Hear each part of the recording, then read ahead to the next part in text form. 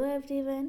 Today we are going to do class 9 English poem number 7, The Duck and the Kangaroo. This is a poem and it is written by the poet Edward Lear. काफ़ी humerus poem है और इसे हम nonsense verse के नाम से जानते हैं। क्यों इसे नॉनसेंस वर्स कहा गया है? तो ये जो पोएम है इसका कोई भी मीनिंग नहीं है, कोई भी मॉडल नहीं है, इसी वजह से इसे नॉनसेंस वर्स कहा गया है। जबकि एनसीईआरटी में जो बाकी हमारी पोएम्स थी उन सब से हमें बहुत अच्छे मॉडल्स मिले हैं। पहला पोएम था द रोड नॉट टेकन, तो उससे डिसीजन के बारे में पता चला। विंड वाले पोएम में हमने स्ट्रॉन्ग और कमज़ोर के बीच का डिफरेंस जाना। हमने जाना कि अगर हमें जीना है तो हमें स्ट्रॉन्ग बनना पड़ेगा। हर पोएम में हमें एक बड़ा अच्छा मॉडल मिला है। पर ये जो पोएम है एकदम बेकार नहीं कह सकते, नॉनसेंस वर्स इसे कहा जाता है। बहुत ही ह्यूमरस पोएम है, सिर्फ और सिर्फ इंजॉय के लिए हम इसे पढ़ सकते हैं और इस पोएम का कोई भी मॉडल नहीं है। तो सबसे पहले हम इस पोएम का इंट्रो देख लेते हैं। So this poem elaborates the desire of a duck confined within the limits of the pond to go beyond and travel the world like the kangaroo did. तो ये जो पोएम है इसमें एक डक है, कैंगरू है। टाइटल से आपको पता चल गया। डक कहाँ रहती है? पॉन्ड में रहती है। जबकि कैंगरू क्या करता रहता है? हॉप करता रहता है, वो पूरे वर्ल्ड में घूम सकता है। जबकि डक सिर्फ और सिर्फ उसकी लिमिट जो है वो पॉन्ड तक ही है। तो किस तरह से उसकी इच्छा है अपने लिमिट्स को क्रॉस करने के लिए, पूरे वर्ल्ड में घूमने के लिए, ये हम इस पोएम में पढ़ेंगे। The duck request the kangaroo to take it on a trip and find a solution to the problems which the kangaroo would face. तो बहुत सारी प्रॉब्लम्स भी आती हैं पर उन सब का सल्यूशन डक के पास होता है और इसी वजह से लास्ट में वो साथ में मिलके दुनिया घूमते हैं।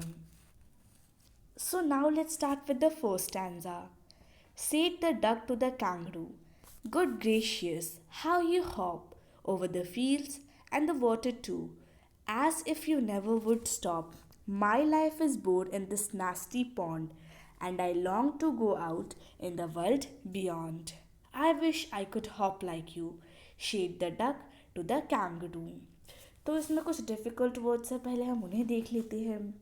पहला वर्ड है गुड ग्रेशियस। तो गुड ग्रेशियस का मतलब होता है ओ माई गॉड। फिर है नास्टी, तो नास्टी का मतलब होता है बैड या फिर अनप्लीजेंट। फिर है लॉन्ग टू का मतलब डिज़ायर टू। तो ये जो हमारा फर्स्ट स्टैंजा है इसमें हमारी जो डक है वो कैंगरू से कह रही है ओ माई गॉड, तुम कितना मज़ा करते होगे, तुम्हें कितना मज़ा आता होगा जब तुम हॉप करते होगे। तुम फील्ड्स में हॉप करते हो, तुम वाटर में भी हॉप करते हो और तुम हॉप करते हो तो ऐसा लगता है कि तुम रुकोगे ही नहीं। जबकि मेरी जो ज़िंदगी है वो इस छोटे से अनप्लीजेंट से पॉन्ड में ही सीमित है और काफ़ी ज़्यादा बोरिंग लाइफ है मेरी। जबकि तुम तो हॉप करके बड़ा ज़्यादा इंजॉय करते हो। तो ऐसा ही डॉग ने कैंगरू से कहा। Now let's go to second stanza. "Please give me a ride on your back," said the duck to the kangaroo. "I would sit quite still and say nothing but quack the whole of the long day through, and we would go to the Dee and the Jelly Bolly, over the land and over the sea. Please take me a ride, O do," said the duck to the kangaroo. So यहाँ पे एक word use किया गया है quack. Quack is the sound produced by duck. फिर ये जो D और जेली बोली दिए हैं ये दो इमेजिनरी प्लेसेस के नाम है। तो अब डक जो है वो कैंगरू से आगे भी कह रही है, वो कह रही है कि तुम मुझे अपने बैक पे एक राइड ऑफर करो, मैं शांति से बैठ के जाऊंगी, सिर्फ और सिर्फ क्वैक साउंड जो है प्रोड्यूस करूंगी, पूरे दिन मैं तुम्हारे साथ घूमूंगी और दो इमेजिनरी प्लेस जो कि उसने मेंशन किए हैं डी और जेली बोली को एक्सप्लोर करूंगी। हम ओवर द लैंड जाएंगे, ओवर द सी जाएंगे, बहुत मस्ती हम करेंगे, प्लीज़ मुझे राइड दे दो, डक ने ऐसा कैंगरू से कहा। Now let's come to the third stanza. Said the kangaroo to the duck, "This requires some little reflection.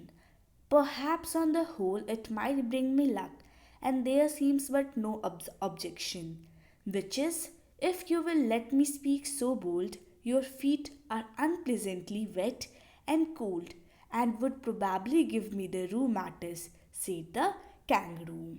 तो अब इतनी सारी बातें किसने कही थी? डक ने कही थी कैंगरू से। पर थर्ड स्टैंजा में कैंगरू हमारा कुछ बोलता है, वो भी डक से। Little reflection means little thought, यानी थोड़ा सा इस बारे में सोचना पड़ेगा। और फिर यहाँ पे एक वर्ड है रूमैटिस। तो ये असल में ये वर्ड रूमैटिस जैसा कोई भी वर्ड होता नहीं है। ये असल में एक वर्ड है रूमैटिज्म। ये एक तरह का डिसीज़ होता है जो कि एक तरह का क्रोनिक डिसीज़ है, और इससे हमारी बॉडी के जो जॉइंट्स हैं उनमें पेन होता है। तो अब इस रूमैटिज्म को रूमैटिस क्यों किया है? तो पोएट जो है उन्हें एक पोएटिक लाइसेंस दिया जाता है कि वो अपने राइमिंग को मैच करने के लिए किसी भी वर्ड को कुछ भी कर सकते हैं। तो वही जो राइट है एडवर्ड लियर को भी मिला था, और उसी का इस्तेमाल करते हुए उन्होंने रूमैटिज्म को रूमैटिस किया। तो यहाँ पे जो कैंगरू है वो डक से कह रहा है, तुमने जो कहा वो तो ठीक है, पर इस बारे में थोड़ा सा सोचना पड़ेगा। हो सकता है इससे हमारा ठीक भी हो जाए, पर इसमें एक ऑब्जेक्शन है, एक प्रॉब्लम है। क्या प्रॉब्लम है वो बताता है। अब ये जो हमारी डक है वो कहाँ रहती है? पॉन्ड में। पॉन्ड में रहती है, उसका मतलब पैर क्या है उसके? वेट और कोल्ड। तो उसने कहा तुम्हारे पैर जो हैं काफ़ी ठंडे हैं और काफ़ी गीले भी हैं, और आपको पता है गीली चीज़ जब टच होती है तो उससे पेन होता है, जॉइंट्स में पेन होता है। तो वही वो भी बता रहा है कि अगर तुम ऐसे ही मेरे पास जाओगे ऐसे अपने वेट और कोल्ड अनप्लीजेंट पैरों के साथ, तो क्या होगा? मुझे रूमैटिज्म हो जाएगा, जिससे जो मेरे जॉइंट्स हैं उनमें पेन हो जाएगा। ऐसा कहा कैंगरू ने डक से। Said the duck. As I sat on the rocks, I have thought over that completely, and I bought 4 pairs of worsted socks which fit my webbed feet neatly. And to keep out the cold, I have brought a cloak, and every day a cigar I will smoke, all to follow my own dear true love of a kangaroo. तो अब duck कहती है ये ज़्यादा सोचने वाली बात नहीं है। ब्रोस्टेड का मतलब क्या होता है? जिनका शेप वेब्ड फीट का होता है। हमारी जो डक होती है उनके पास वेब्ड फीट होता है, तो उनके लिए हमारे जैसे नॉर्मल सॉक्स तो चलेंगे नहीं, उनको ये वेब्ड फीट वाले शेप के सॉक्स चाहिए, तो उन्हें ही ब्रोस्टेड सॉक्स कहा जाता है। ठीक है। फिर वर्ड है क्लोक। क्लोक का मतलब होता है श्रग, जो कि आमतौर पे लेडीज़ पहनती है। तो डक ने कहा कि जब मैं रॉक्स पे बैठी हुई थी तो मैंने इस बारे में बहुत सोचा, इसी वजह से मैंने 4 जोड़ी वॉस्टेड सॉक्स खरीद लिए जो कि मेरे वेब फीट को कम्प्लीटली फिट करते हैं। और मैंने एक क्लोक यानी श्रग भी खरीदा है, जिससे मैं ठंडी से कीप आउट कर पाऊँगा, और हर दिन मैं एक सिगार स्मोक करूँगा, और उससे जो मेरी कोल्ड है वो भाग जाएगी। सिर्फ और सिर्फ अगर उसे कुछ चाहिए, that is the love of a kangaroo. Now let's come to the last stanza. Said the kangaroo, I am ready, all in the moonlight pale, but to balance me well, dear duck, sit steady and quiet at the end of my tail. So away they went with a hop and a bound, and they hopped the whole world 3 times round.